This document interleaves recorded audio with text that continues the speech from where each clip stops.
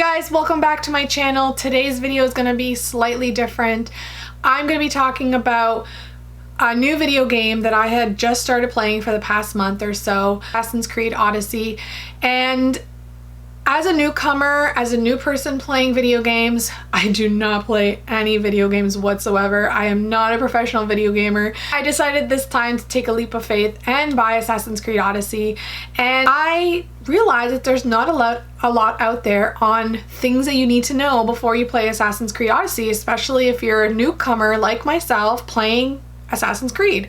So today I'm going to be talking about things that you need to know before you play Assassin's Creed Odyssey, because I didn't know these things until I was well into the game. I'm going to talk about what I think you guys need to know before playing the game, coming from a newcomer like myself.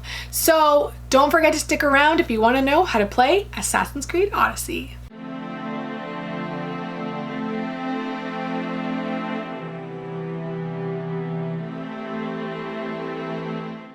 So Assassin's Creed Odyssey takes place in ancient Greece, and I was really excited about this game because I'm Greek myself, and I was interested on knowing how the ancient world looked like. I love the way the graphics are, how they really captivated the ancient Greek world, to the costumes, to the architecture, to the landscape, to the islands, to the water. I mean, they did a fantastic job captivating the ancient Greek world. I was thoroughly impressed with how they did it all. Assassin's Creed Odyssey, there are two main quests, in my opinion, that I figured out. One of them is you're either Cassandra or Alexios, and you're trying to discover your family, and you're trying to reunite your family together. So that's one quest. Your quest is you've discovered the cult of Cosmos, and you are trying to defeat all the members of the cult of Cosmos because they are trying to ruin your family. So those, I feel like, are the two main quests from the game, and it took me a solid month to finish those two quests of the game.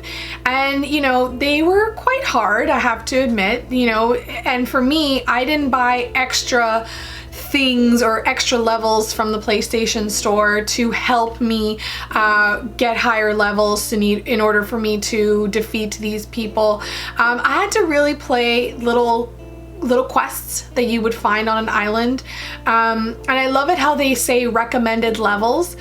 So if you're on level, let's say 20, and the recommended level to play this quest is level 25, you kind of can think about, okay, can I play this level? Some people can, but for me, I couldn't, because I was like, sometimes it would be even in red. So you can kind of say, oh, okay, this is a really hard level. Maybe I shouldn't play this level, or maybe I should, or maybe I can.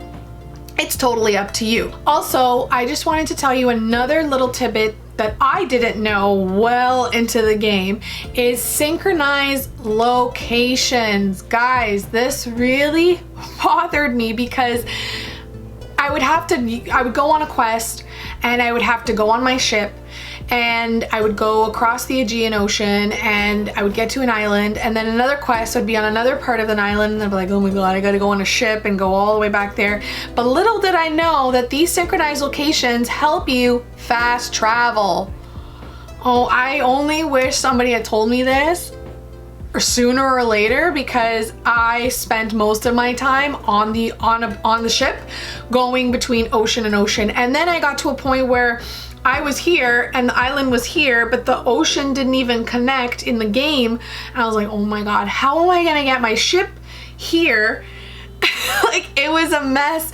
And then I realized, and I googled, and I went on YouTube, that you can synchronize your locations and take yourself from one place to another and just call your ship, and your ship will come. I could not have been more happier, because I felt like I spent most of my time in the game on the ship going between island to island. So I'm going to talk really quickly about weapons, because this one really is important for each and every person. One thing also that I didn't know until I watched another YouTube video on it was you can dismantle the weapons that you don't use. Instead of selling them back to the blacksmith, you can actually dismantle them and get extra items to help you upgrade and engrave your weapons or your armor.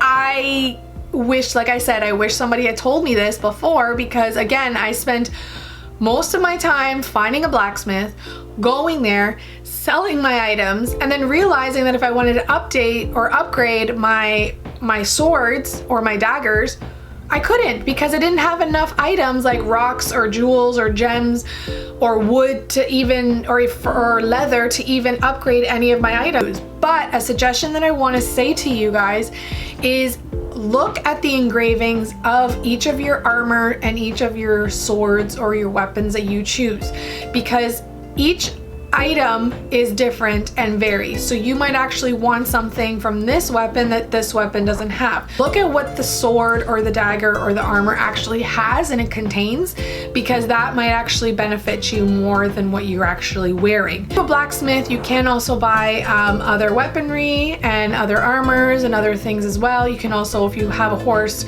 I use Phobos on my game as Cassandra, and actually buy skin for them. Like, it gives them different things that they can do, not a whole lot, but it's like, and it actually makes the horse look a little cooler, because you might be in a mood to look like a unicorn, or you might actually have like a patchy horse, but it's totally up to you. So I'm going to talk to you guys quickly about abilities. Abilities are pretty good because they basically help with what you're trying to do when you're in battle. There's different kind of abilities, and every single person that I've watched a YouTube video on has a different opinion on what are the best abilities for your character, Alexios or Cassandra.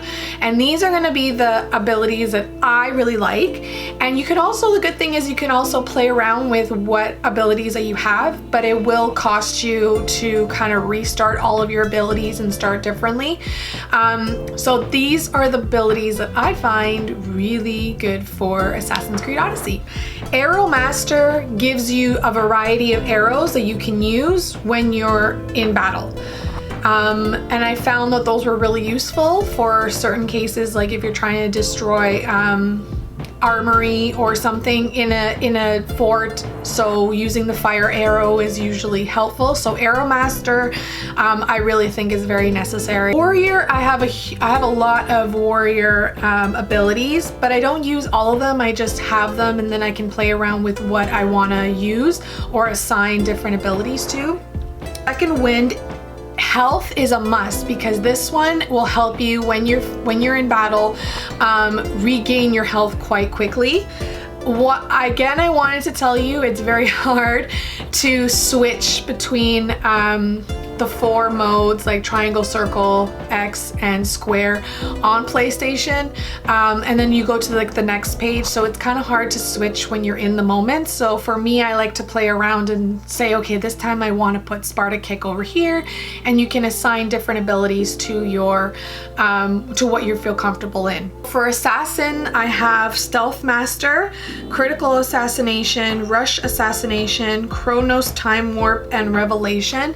Those ones I find are actually really useful for me, but again, it's up to you what you find to be useful and beneficial for you, of what you want as your character. Heads up, once you reach level 50, you will finally unlock mastery abilities, and these ones are so important because they enhance some of the abilities that you will already have, or general when you're playing your game, and these ones you can either upgrade your regular abilities or you can do your mastery abilities. Either way, I'll do another video on those ones, but once you hit level 50, you'll unlock mastery abilities. So another point that I want to say is that you will have mercenaries, like bounties on you when you do something within the Odyssey game, and with that you can pay off your bounties, or you can try and kind of sneak away from them, but some of them are really hard to defeat. But once you get higher up in the levels, you can start defeating more mercenaries, and the cool thing about them is that you actually get discounts on the blacksmith. So when you're upgrading or engraving, you will actually get different upgrades or discounts from the blacksmith, so keep that in mind. I really want to talk to you guys quickly on the Cult of Cosmos.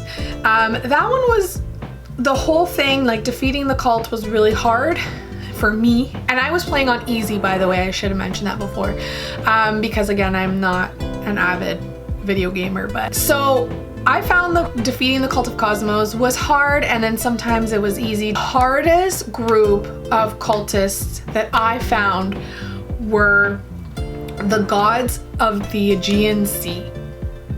And the reason why those ones were so hard for me is because they were on, the majority of them were on a ship. And for me, I found anything in battle on ship was really difficult. It started getting easier as I started getting higher levels, but in the now, the next cool thing about the Odyssey game is that they also have a part that involves Atlantis.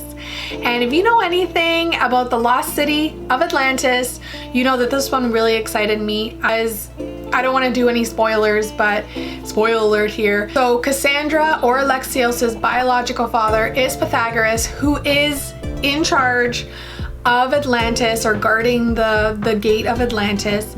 And this one was pretty cool because you started seeing a different side of the game. So you have to defeat these 4 creatures: the Minotaur, Medusa, the Sphinx, and the Cyclops. And I have to say the hardest one out of all 4 of those creatures was indeed Medusa. It took me 20 minutes to try to defeat her, like solid 20 minutes. I mean, I died a whole bunch of times, but 20 minutes it took me to defeat her. And she was so hard, not just because of like the other Sphinx was so super easy. You just have to figure out a riddle for her. Cyclops and Minotaur was also hard, but they did a lot of like stomping around and rocks falling and dodging. So that was hard for me for them. But Medusa, because she kind of evaporates and then shows up somewhere else and then shoots something at you where you turn into stone and it slows you down. And then she starts sending mercenaries that are already in stone to you. So basically you're dodging her and you're trying to defeat her at the same time. So that's why it took me 20 minutes to try and defeat her, but I did. And you receive these small little glowing balls. And once you defeat all those 4 creatures, you go back to Atlantis and you try and seal the gate of Atlantis.